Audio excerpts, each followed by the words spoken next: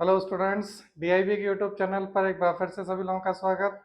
हम अपने इस यूट्यूब चैनल से एमपीपीएससी मेंस 2024 में अभी दो सब्जेक्ट्स कवर कर रहे हैं।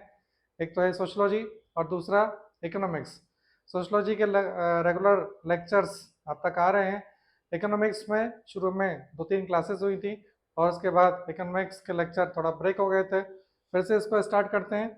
इकोनॉमिक्स में मैंने यूनिट नंबर 2 से स्टार्ट किया था। जिन लोगों ने नहीं देख रखा है ओल्ड लेक्चर्स, तो वो यूट्यूब चैनल पर जाकर के जो प्लेलिस्ट बनी हुई है इकोनॉमिक्स की, वहाँ जाकर के देख सकते हैं। डिस्क्रिप्शन में भी आपको लिंक मिल जाएगी, वहाँ से देख लीजिए। और यूनिट नंबर 2 में हमने राजकोषीय नीति यानी फिस्कल पॉलिसी स्टार्ट की थी। और राजकोषीय नीति में मैंने आपको राजकोषीय नीति की विशेषताएं, उसके उद्देश्य, सारी चीज़ें कंप्लीट कर दी थी। अब उसके बाद आज का जो टॉपिक है, राजकोषीय नीति को ही आगे बढ़ाएंगे हम। और आज का जो टॉपिक है वो है हमारा राजकोषीय नीति के उपकरण यानी टूल्स ऑफ फिस्कल पॉलिसी। तो चलिए स्टार्ट करते हैं। इसको पढ़ने के पहले आपको जो पुराने जो 2 लेक्चर हैं राजकोषीय नीति के, फिस्कल पॉलिसी के, जिसमें बेसिक चीजें समझाई हैं, उसको देखना जरूरी है। चलिए राजकोषीय नीति के उपकरण की हम चर्चा करते हैं। राजकोषीय नीति के बारे में मैंने आपको बताया था, फिस्कल पॉलिसी के बारे में, कि गवर्नमेंट जनता के लिए जो पैसा खर्च करती है निर्माण कार्य के लिए, विकास कार्य के लिए, उस पैसे को खर्च करके वो क्या करती है, जनता को बहुत सारी सुविधाएं देती हैं। आधारभूत संरचना जैसे कि सड़क का निर्माण करना, ठीक है ना, बिजली की सप्लाई करना, भोजन की व्यवस्था करना, जो अनाज होता है गरीब लोगों के लिए, ऐसे बहुत सारे काम करती है। तो वो सार्वजनिक व्यय कहलाता है। इसके अलावा जो विकासात्मक कार्य हैं, उन विकासात्मक कार्यों को करने के लिए सरकार को पैसे की भी जरूरत पड़ती है। तो ये जो भी पॉलिसी होती है, पैसा खर्च करना और पैसे का इंतजाम करना, देश का विकास करना, और एक कहना चाहिए कि जो वेलफेयर स्टेट है, कल्याणकारी राज्य, उसके रूप में अपने आप को आगे बढ़ाना। तो ये जो नीति होती है फिस्कल पॉलिसी यानी राजकोषीय नीति कहलाती है। अब देखिए राजकोषीय नीति के जो उपकरण है यानी इसके जो टूल्स हैं, तो टूल्स, पहली बात पब्लिक एक्सपेंडिचर। पहला टूल क्या हो जाएगा, पब्लिक एक्सपेंडिचर यानी कि सार्वजनिक व्यय। अब एक्सपेंडिचर है यानी कि जनता की सुविधा के लिए और देश के विकास के लिए सरकार पैसा खर्च करती है। बजट में इस सब के प्रावधान होते हैं। दूसरी बात सार्वजनिक राजस्व, पब्लिक रेवेन्यू। तो पैसा खर्च जब सरकार करती है तो उसके लिए सरकार को पैसे की भी आवश्यकता पड़ती है। तो सरकार की जो भी आय होती है, इनकम होती है, वो क्या कहलाती है, सार्वजनिक राजस्व कहलाती है। यानी यहाँ सरकार के पास पैसा आता है। तीसरा सार्वजनिक ऋण। सार्वजनिक ऋण से मतलब ये हो जाता है कि यदि पूरा प्रबंध नहीं हुआ तो सरकार को कुछ रुपया ऋण लेना पड़ सकता है। जैसे 100 रुपये का यदि पब्लिक एक्सपेंडिचर करना है गवर्नमेंट को, और गवर्नमेंट के पास केवल 80 रुपये की व्यवस्था हो पाई, 80 रुपये का ही कलेक्शन हो पाया, तो 20 रुपये का गवर्नमेंट क्या कर लेगी, लोन ले लेगी, या तो देश के अंदर या देश के बाहर से। तो ये 3 मुख्य रूप से टूल्स हैं राजकोषीय नीति के। कौन कौन से, सार्वजनिक व्यय यानी कि पब्लिक एक्सपेंडिचर, दूसरा पब्लिक रेवेन्यू यानी कि सार्वजनिक राजस्व, और तीसरा सार्वजनिक ऋण। ये जो क्वेश्चन है ये आपसे 2 मार्कर में पूछने में आ सकता है। आपसे पूछ सकते हैं कि राजकोषीय नीति के उपकरण क्या क्या होते हैं। तो आप इस तरीके से डायग्राम बनाना चाहे बना सकते हैं, और नहीं तो तीनों लिख सकते हैं। चलिए आगे बढ़ते हैं। सबसे पहली बात हम चालू करते हैं, हम यहाँ से स्टार्ट करेंगे सार्वजनिक राजस्व से, एक एक करके तीनों आपको पढ़ना है। तो सबसे पहले आज का ये जो लेक्चर है, आज के इस लेक्चर में हम जो पढ़ेंगे वो सार्वजनिक राजस्व को लेकर के पढ़ेंगे, क्योंकि सार्वजनिक राजस्व थोड़ा सा डिटेल में है। तो ध्यान से पढ़िएगा। इकोनॉमिक्स समाजशास्त्र की तरह नहीं है कि आप उसमें अपने मन से कुछ चीज़ें डाल दें। इकोनॉमिक्स टू द पॉइंट चलता है, विद डेटा चलता है। इसलिए यहाँ पर आपको चीज़ें नंबर 1 समझ में आना बहुत ज़्यादा ज़रूरी है, और दूसरी बात क्या है, करंट के एग्जाम्पल से इसको रिलेट करना जरूरी है। चलिए स्टार्ट करते हैं क्या, पब्लिक रेवेन्यू। तो सार्वजनिक राजस्व, मैंने अभी आपको बताया था कि पैसा खर्च करने के लिए पैसे का आना जरूरी है। तो सार्वजनिक राजस्व का मतलब क्या हो गया कि सभी स्रोतों से सरकार की आय, यानी सरकार के पास जितना भी पैसा आता है, सरकार की जितनी भी इनकम है, कहाँ से, सरकार के जितने भी स्रोत हैं, जितने भी सोर्स है गवर्नमेंट के, उस सारे सोर्स से गवर्नमेंट के पास जो इनकम आ जाती है उसे क्या बोला जाता है, या तो पब्लिक इनकम बोलते हैं सार्वजनिक आय, या क्या बोलते हैं, सार्वजनिक राजस्व कहते हैं। तो कुल मिलाकर के सरकार के पास जितने भी स्रोत हैं, उसके पास इनकम आने के, तो जितने भी स्रोत से इनकम आ जाती है उस सारी इनकम को जोड़ दिया जाता है, तो उसे क्या बोला जाता है, उसको पब्लिक रेवेन्यू के नाम से जानते हैं। दूसरा देखिए, ये भी आपसे 2 मार्कर में पूछ सकते हैं, ठीक है, आपसे डेफिनेशन पूछी जा सकती है किसकी, सार्वजनिक राजस्व की। तो या तो आप ये लिख दीजिए, या फिर आप ये लिख सकते हैं क्या, कि सरकार को अपने कार्यों को वित्त पोषित करने के लिए, वित्त पोषित से मतलब क्या है कि गवर्नमेंट जो कोई भी काम करेगी उसमें वित्त की आवश्यकता, यानी पैसे की आवश्यकता पड़ेगी, फंडिंग की आवश्यकता पड़ेगी। तो वित्त पोषित करने के लिए अधिक से अधिक धन जुटाना पड़ता है, क्योंकि सरकार छोटे मोटे कार्य तो करती नहीं है, नेशनल हाईवेज बना रही है, ठीक है ना, सरकार को हर प्रकार, मतलब जनता को हर प्रकार की सुविधा दे रही है, तो छोटे मोटे कार्य नहीं, ज़्यादा से ज़्यादा पैसों की आवश्यकता पड़ती है, तो धन जुटाना पड़ता है, और सरकार द्वारा जुटाए गए धन को ही क्या कहा जाता है, सार्वजनिक राजस्व कहा जाता है। तो कुल मिलाकर के एक बात आप अच्छे से समझ जाइए कि गवर्नमेंट के पास जहाँ जहाँ से जितना पैसा आता है, उस पैसे से जो फंड बन जाता है उसको क्या बोला जाता है, पब्लिक रेवेन्यू, यानी सार्वजनिक राजस्व। यदि आपसे 2 मार्कर में लिखने को आता है तो दोनों में से जो भी डेफिनेशन आप लिखना चाहे लिख सकते हैं। अब बात आती है कि जो सार्वजनिक राजस्व है उसके स्रोत क्या है। अभी हमने डेफिनेशन में क्या देखा था कि सरकार के जितने भी सोर्सेस हैं उन सभी सोर्सेस से जितनी भी इनकम आती है। तो सरकार के कितने सोर्सेस हैं, यानी कि पब्लिक रेवेन्यू जो है उसके कितने सोर्सेस हैं, तो 2 हैं। एक तो क्या है, चालू प्राप्तियां, करंट रिसिप्ट्स, या इसी को क्या ये बोलते हैं, रेवेन्यू रिसिप्ट्स भी इसको बोल देते हैं। तो उसी बात क्या आ जाती है, पूंजीगत प्राप्तियां, यानी कि जो कैपिटल रिसिप्ट्स है उसे हम क्या बोल देते हैं, उसे बोल देते हैं पूंजीगत प्राप्तियां। तो ये 2 प्रकार के स्रोत हैं सरकार की इनकम के, कौन कौन से, चालू प्राप्तियां और पूंजीगत प्राप्तियां। चलिए अब सबसे पहले देखते हैं हम कि करंट रिसिप्ट्स क्या होती है, चालू प्राप्तियां क्या होती हैं। चालू प्राप्तियों की डेफिनेशन आपसे पूछ सकते हैं, ठीक है, डेफिनेशन जो आपसे पूछी जाएगी ये 2 मार्कर में ही पूछने में आएगी आपको, आप लिख सकते हैं यहाँ से, क्या है, चालू प्राप्तियों या जो राजस्व प्राप्तियां हैं या चालू प्राप्तियां, दोनों में से कुछ भी। चालू प्राप्तियों को उन प्राप्तियों के रूप में परिभाषित किया जा सकता है। देखिए आपको क्या है, वहां पे 3 मार्कर लिखना है, तो ये जो ऊपर वाली लाइन है ये एक जस्ट इंट्रोडक्टरी लाइन है, आप इसको हटा भी सकते हैं। तो चालू प्राप्तियां क्या है, जो ना तो कोई देनदारी पैदा करती हैं और ना ही सरकार की परिसंपत्तियों में कोई कमी लाती हैं। देखिए पैसा आने के पीछे 2 चीजें हो सकती हैं। नंबर 1, यदि आपके पास या हमारे पास पैसा आ रहा है तो वो पैसा आना कहीं ऐसा तो नहीं है कि हमारी कोई देनदारी उत्पन्न कर रहा है, जैसे कि हमने किसी से 1000 रुपये उधार ले लिए, तो पैसा आ तो गया, प्राप्ति हो तो गई, लेकिन हमारी देनदारी तय हो गई। क्या देनदारी तय हो गई, कि हमें उसे वो 1000 रुपये वापस करना है।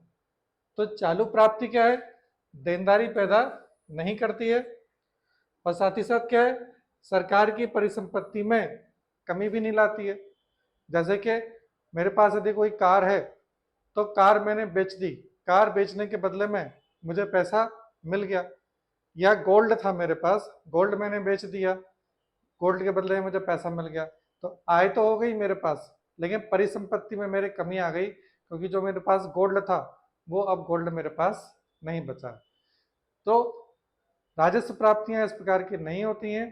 कुल मिलाकर के क्या है कि राजस्व प्राप्ति यानी कि वो इनकम है, ऐसी इनकम है जो शुद्ध रूप से सरकार को हो जाती है, वो पैसा पूरा ही सरकार का होता है, ना तो उसे उस पैसे को वापस करना है और ना ही उससे किसी एसेट की कमी हो रही है। सरकार के पास शुद्ध रूप से 100% इनकम है सरकार की, किससे? चालू प्राप्तियों से। ठीक, चलिए आगे बढ़े। अब बात आती है कि चालू प्राप्तियां कहाँ से आएंगी। तो चालू प्राप्तियां दो भागों में बांटते हैं हम। चालू प्राप्तियां क्या होती हैं? एक तो क्या होता है, कर राजस्व यानी टैक्स रेवेन्यू, और दूसरा क्या है, गैर कर राजस्व। कुल मिलाकर के सरकार का जो करंट रिसिप्ट्स होता है वो दो चीजों से मिलकर के बनता है। एक तो गवर्नमेंट जो टैक्स लगाती है उस टैक्स से जो पैसा आता है वो, इसके अलावा बाकी का पैसा जो सरकार के पास आता है वो टैक्स वाला नहीं होता है, लेकिन बहुत सारे क्षेत्रों से आता है, तो उसको क्या बोल दिया जाता है, उसको बोलते हैं हम नॉन टैक्स रेवेन्यू। अब देखिए, जो टैक्स रेवेन्यू है तो गवर्नमेंट दो तरीके की टैक्स लगाती है, आपको पता होगा, डायरेक्ट टैक्स यानी प्रत्यक्ष कर, और दूसरा क्या हो जाता है, इनडायरेक्ट टैक्स यानी कि अप्रत्यक्ष कर। डायरेक्ट टैक्स जैसे कि इनकम टैक्स, आयकर, और इनडायरेक्ट टैक्स यानी कि जैसे GST, goods and services tax. तो इन दोनों से, इसके अलावा और भी बहुत सारे टैक्स हैं। यहाँ कर राजस्व के बारे में हम ज़्यादा डिटेल में नहीं जाएंगे, क्योंकि आपके इसमें जो नेक्स्ट टॉपिक है वो कराधान टैक्सेशन सिस्टम का है, तो वहाँ पे आपको टैक्स के बारे में पूरा पढ़ना है। इसलिए यहाँ केवल आप इतना समझ लीजिए इसको कि टैक्सेशन से सरकार के पास जो पैसा आता है टैक्स लगाने से, उसे क्या बोलते हैं, कर राजस्व के नाम से जानते हैं। दूसरा जो अभी मैंने आपको बताया कि गैर कर राजस्व यानी सरकार की वो इनकम जो टैक्स से नहीं आई है। ठीक है, कर राजस्व जो मैंने अभी आपको बताया सभी प्रकार के प्रत्यक्ष एवं अप्रत्यक्ष करों से उत्पन्न आए। तो यदि डेफिनेशन लिखने को आ रही है, आपसे पूछें यदि 2 मार्कर में, तो ये डेफिनेशन लिख दीजिएगा, और एग्जाम्पल आप लिख सकते हैं कि आईटी लिख देंगे, इनकम टैक्स का हो जाएगा वो, मतलब डायरेक्ट टैक्स का हो जाएगा, और जीएसटी लिख देंगे तो वो इनडायरेक्ट टैक्स का हो जाएगा। चलिए, गैर कर राजस्व क्या होता है? तो कर के अलावा सरकार द्वारा अन्य सभी स्रोतों से एकत्रित आय क्या कहलाएगी, गैर कर राजस्व। यह भी मैंने आपको बताया, ये इसकी डेफिनेशन है, डेफिनेशन आप यहाँ से छाप सकते हैं। अब गैर कर राजस्व क्या होता है? जैसे कर राजस्व मैंने आपको बता दिया, डायरेक्ट और इनडायरेक्ट टैक्स।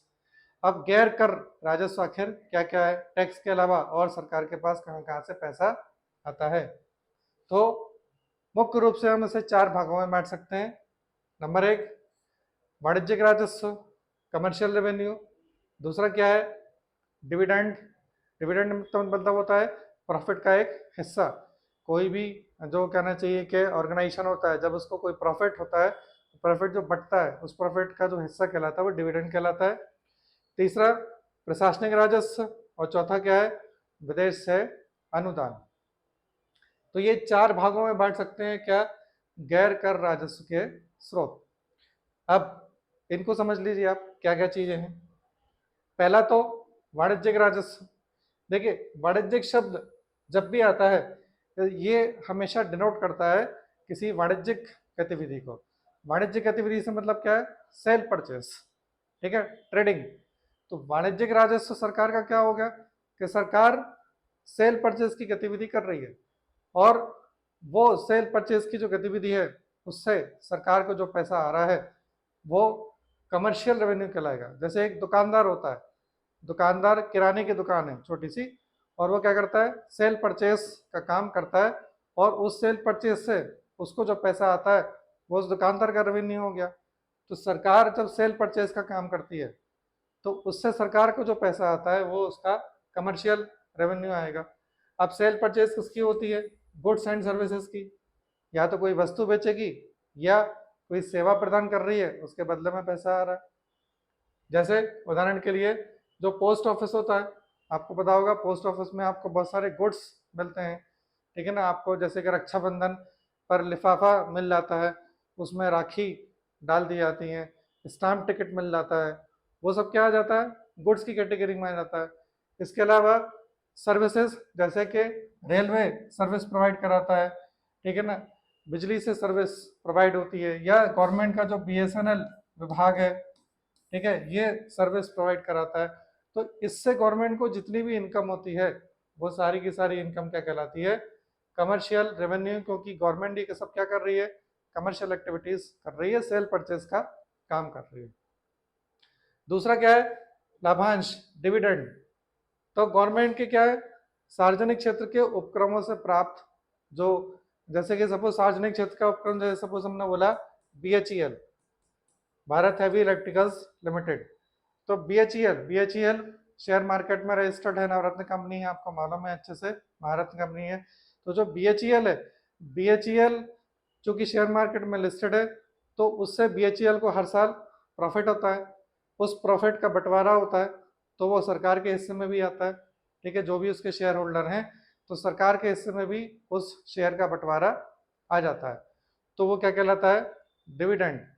तो वो गवर्नमेंट के खाते में आ जाएगा, ठीक है। तो गैर कार्य के स्रोत में पहला स्रोत क्या हो गया, वाणिज्यिक राजस्व। दूसरा क्या हो गया, लाभांश। तीसरा प्रशासनिक राजस्व, यानी कि सरकार की जो प्रशासनिक गतिविधि होती है ना, उस प्रशासनिक गतिविधि से जो राजस्व मिलता है वो क्या कहलाता है, वो प्रशासनिक राजस्व कहलाता है।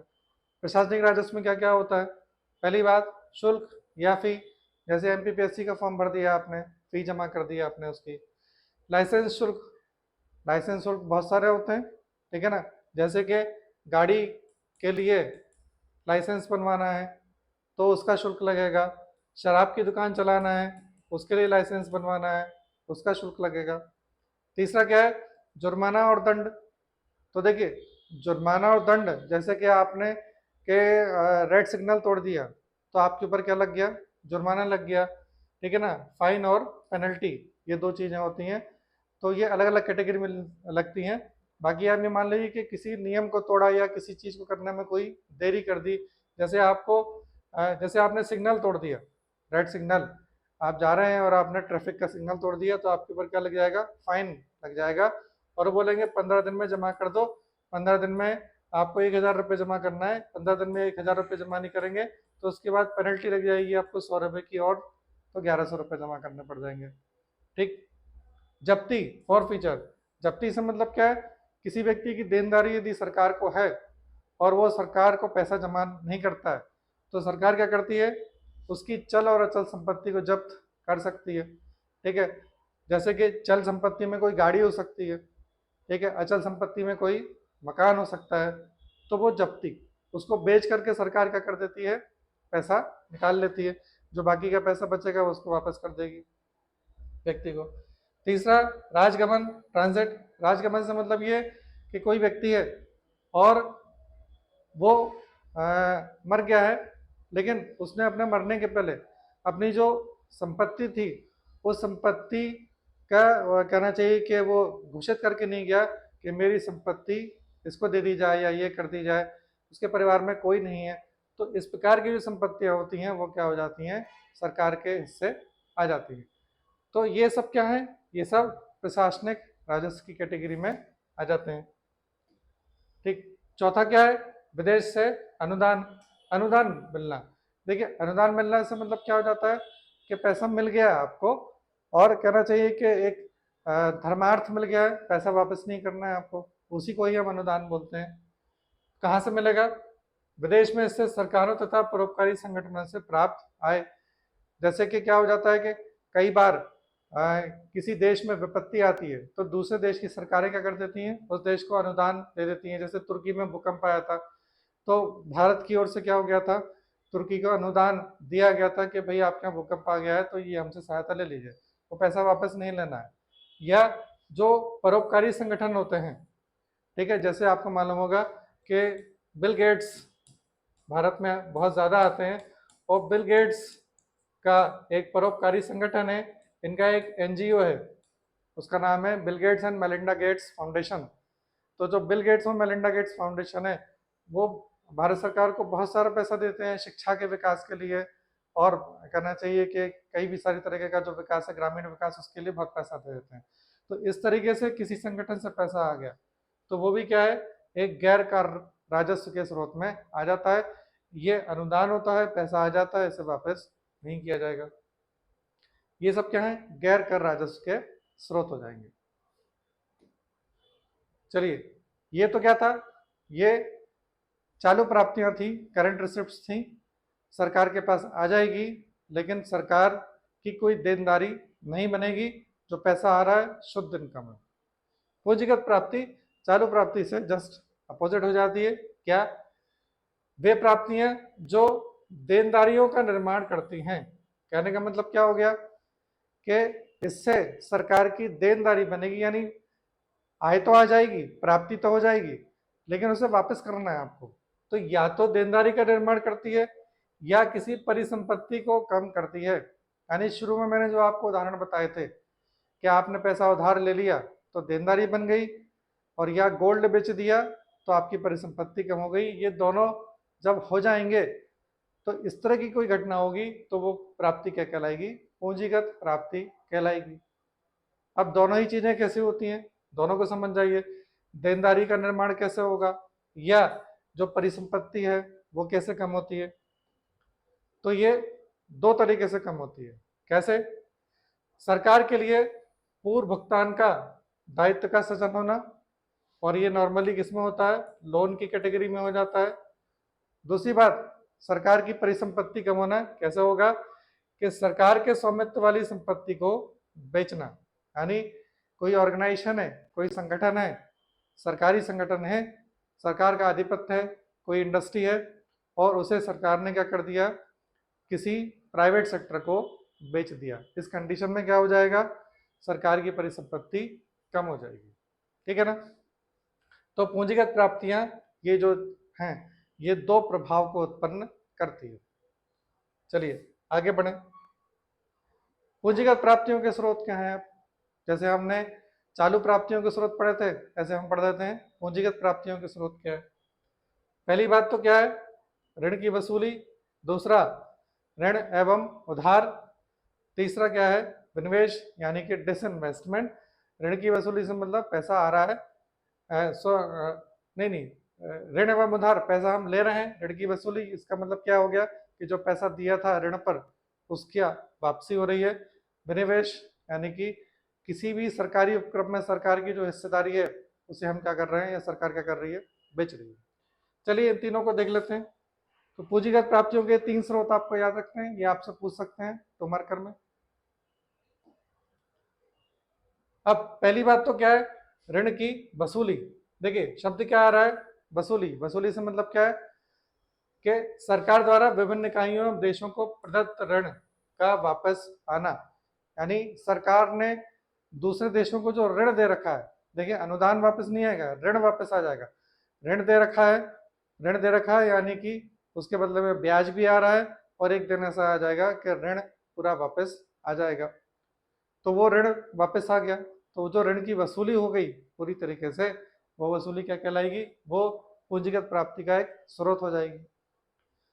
इससे क्या होगा, सरकार की प्राप्तियां बढ़ती है किंतु संपत्ति कम होगी। सही, संपत्ति कम हो जाएगी, क्योंकि वो जो लोन है, वो लोन जब तक दे रखा था उससे क्या हो रहा था, आय जनरेट हो रही थी ब्याज के रूप में, लेकिन जब पैसा वापस आ गया तो वो क्या हो गया, अब कोई भी इनकम जनरेट नहीं कर पा रहा है वो। दूसरी बात, ऋण एवं उधार। यहाँ पर सरकार ऋण ले रही है, इसका मतलब क्या है कि इंडियन गवर्नमेंट है, ये लोन ले रही है। सपोज कि जापान से लोन ले लिया, ठीक है ना, किसके लिए, बुलेट ट्रेन के लिए। बुलेट ट्रेन के लिए जापान से लोन ले लिया है, तो ये ऋण ले लेना या उधार लेने की कैटेगरी में आता है। अब इसमें क्या हो रहा है कि पैसा आ तो रहा है, लेकिन देनदारी है, उसको पैसा वापस करना है, जापान को पैसा वापस करना है। तो ऋण और उधार दो तरीके से होता है। एक तो घरेलू, यानी हम अपने देश के अंदर से ही ले लेते हैं, और दूसरा कैसा होता है, बाहरी ऋण, यानी ये कहाँ से लिया जाता है, दूसरे देश से ले लिया जाता है। ठीक है, चलिए इसको थोड़ा यही समझा देता हूँ मैं।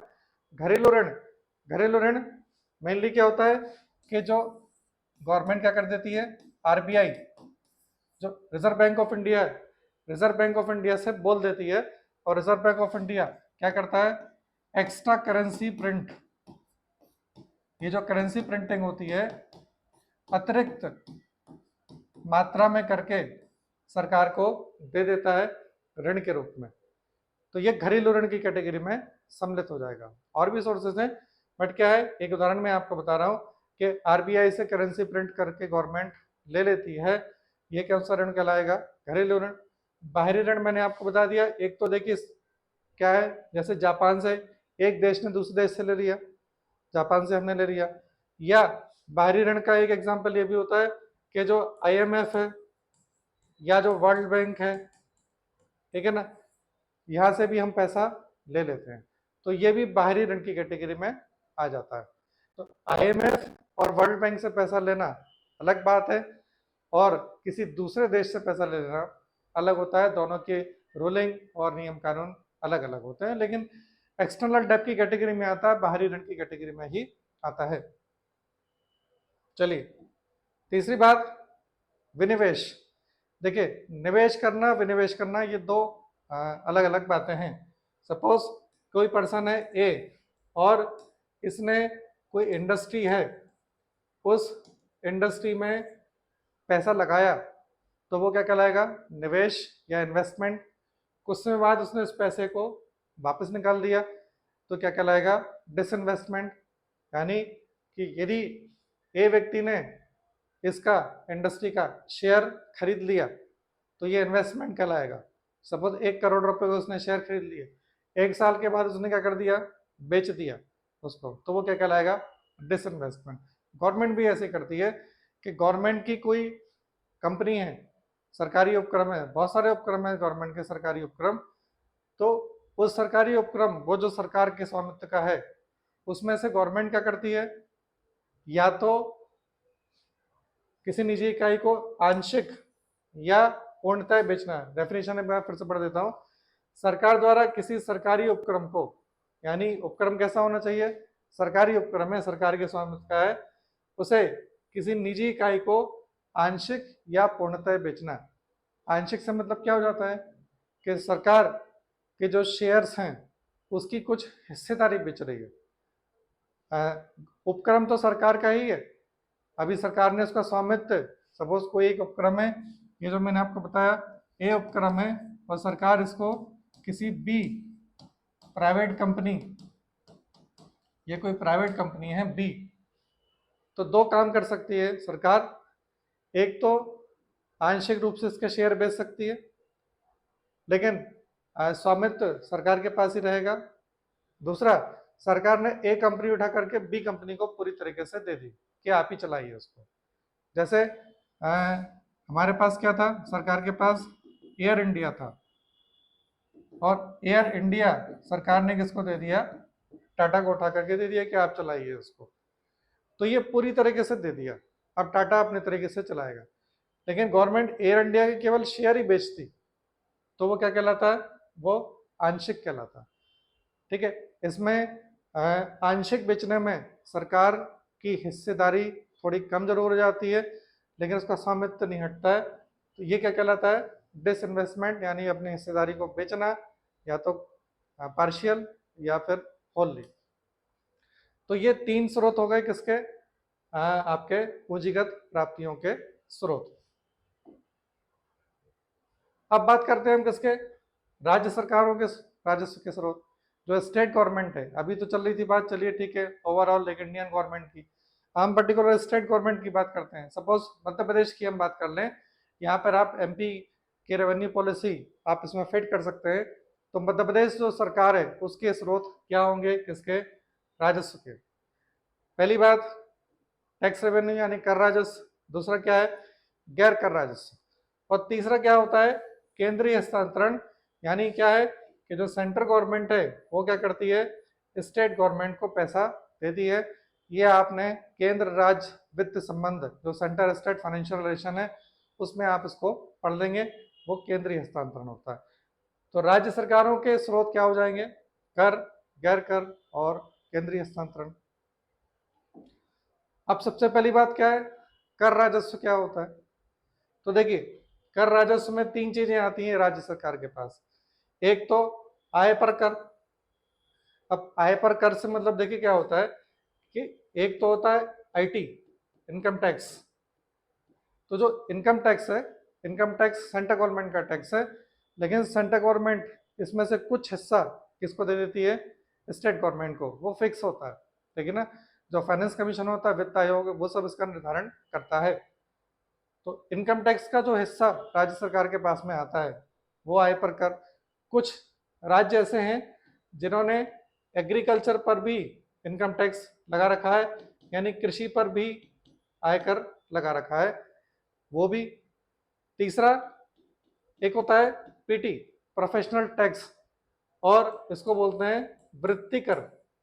वृत्ति कर से मतलब कोई भी व्यक्ति कोई भी व्यवसाय करता है, चाहे वो छोटा सा दुकानदार है या डॉक्टर है या कुछ भी, उसे ये कर देना पड़ता है। ज़्यादा नहीं होता है, 2,500 रुपये के आसपास ईयरली आ जाता है। इसे प्रोफेशनल टैक्स बोलते हैं। तो ये आय पर कर की कैटेगरी में राज्य सरकार का क्या हो जाएगा? स्रोत हो जाएगा।